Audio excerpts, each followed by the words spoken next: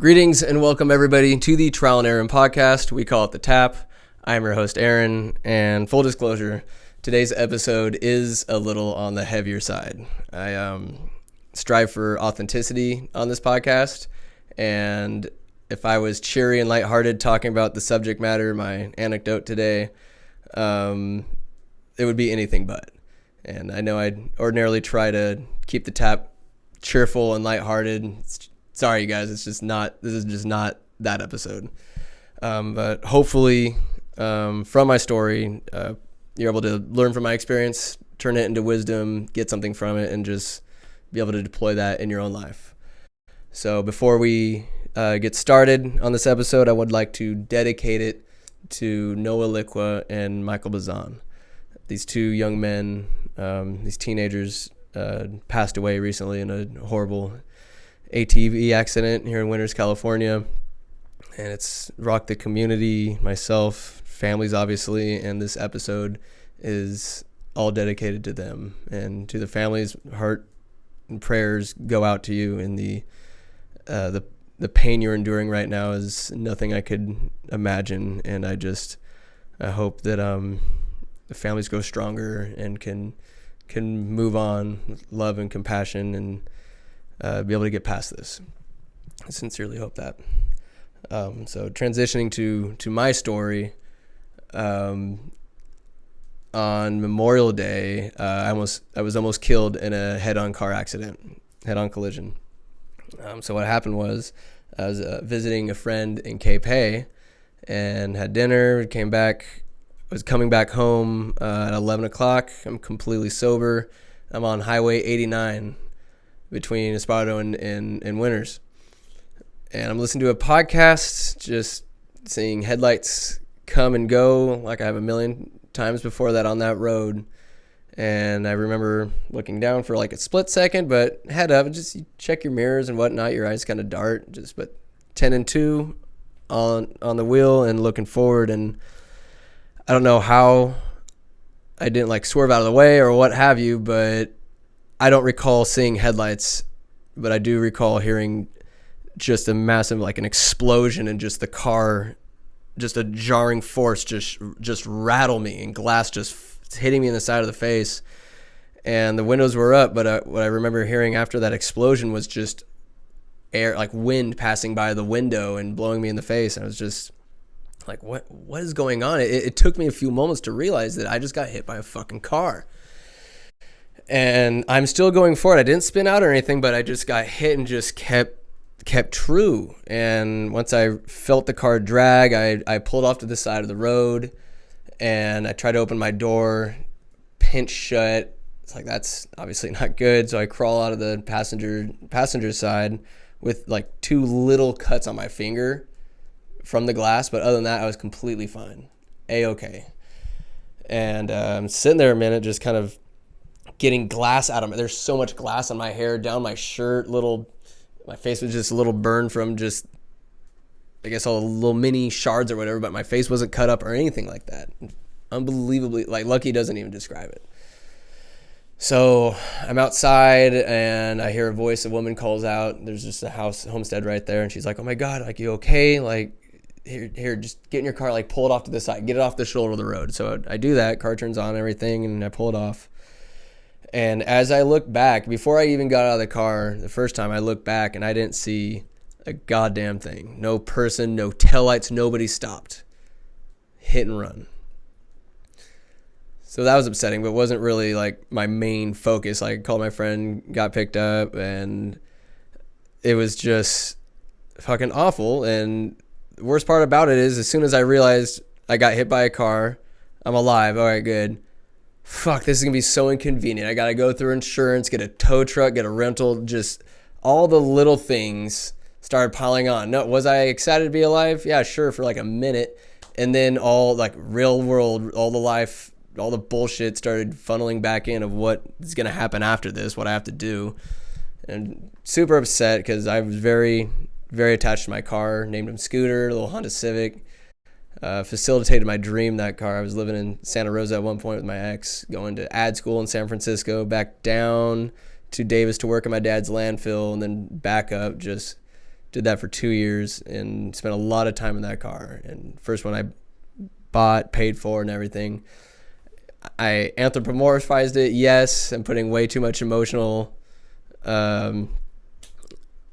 putting way too much emotion into this car, but it definitely meant something to me, and rather besides the point, because the car was totaled and I was alive because of it.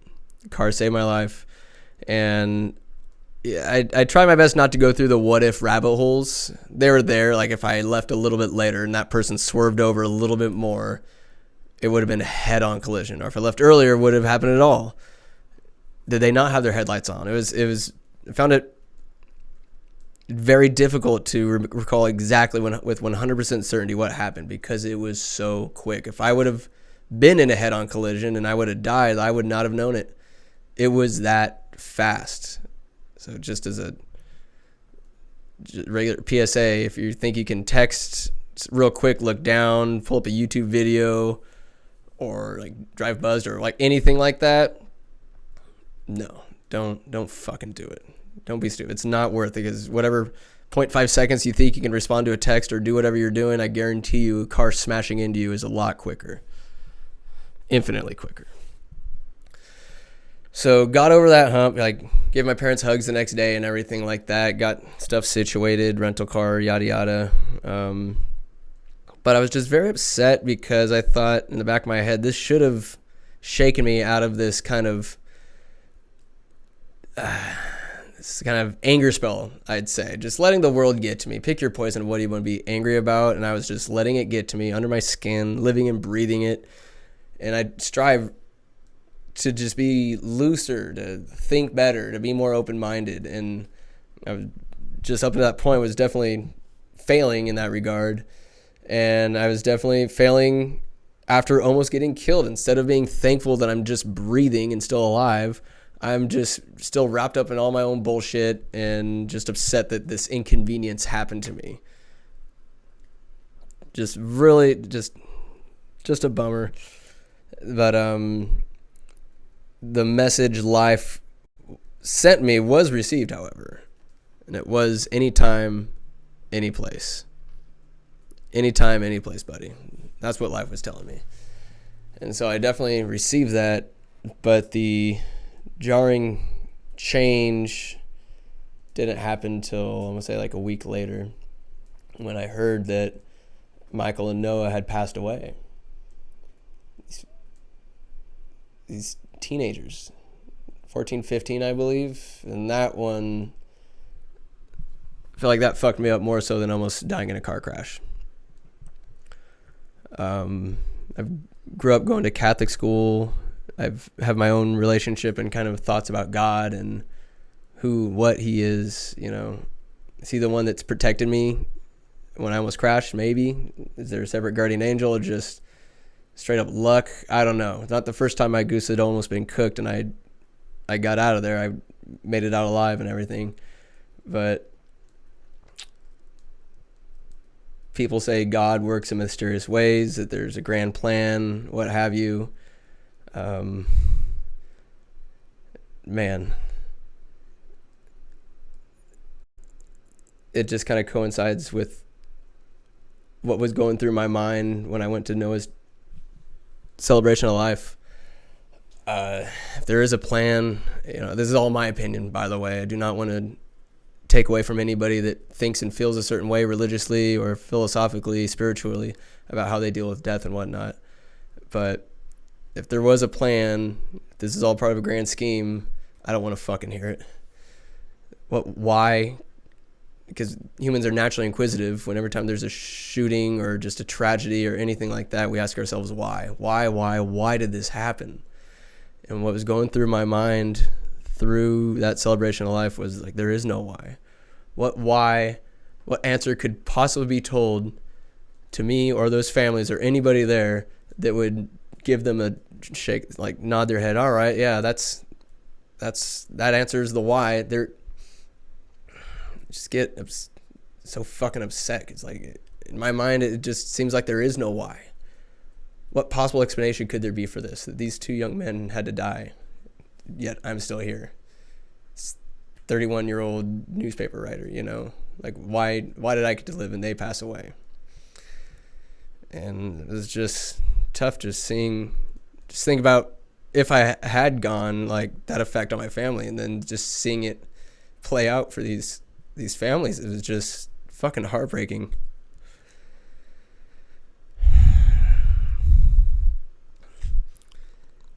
So it was just, I don't want to be nihilistic, but it was just very difficult to think if there was a why, if I'd ever want to hear it, or if, like, there could possibly be one. And so I've just going through my head during that celebration of life was like, there is no why, but there's a now and there's a what will be. I think now is just, we could live with a lot more compassion and just take care of each other right now, because that will make what will be even better. And it's just really tough because can't think of a possible explanation for that tragedy or the shooting in Texas or anything like that. But with Michael and Noah, it just wrecked my brain. I still ask, even though I was thinking, oh, there is no why, I still ask myself. I can't not. Everybody's asking that, and I just can't fathom an explanation to what happened. And so I just really resolve the overall message and theme of this is just being not happy every day, but just it really was so sobering and brought to light how much bullshit I care about or I let affect me. When something like this happens, it just shows you what's real and what's not. It's like, wow, what I was worrying about yesterday doesn't mean a fucking thing. And that it's just gotta be there for each other, especially now, and just being present. Like, say, off your phones, possibly. Of course, not when you're listening to the tap, but just being present with one another, being there with one another, and loving one another as much as we can until we can't.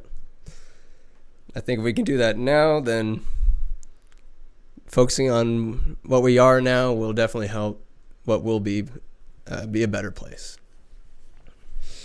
Certainly hope so, and I just want to work on that. Of course, practice what I preach. And before I start rambling anymore, just want to, whoever's listening to this, you guys I appreciate it. I'm lucky enough to have a podcast, and just randomly, when people tell me they listen to it, like, it helps me know that I'm doing something. And I know this was like a little bit of a bummer of an episode, but I'm hoping people can take something from it, because tragedies aren't going to stop, but just be strong with one another. We'll get fucking through this shit and the shit that will come. So,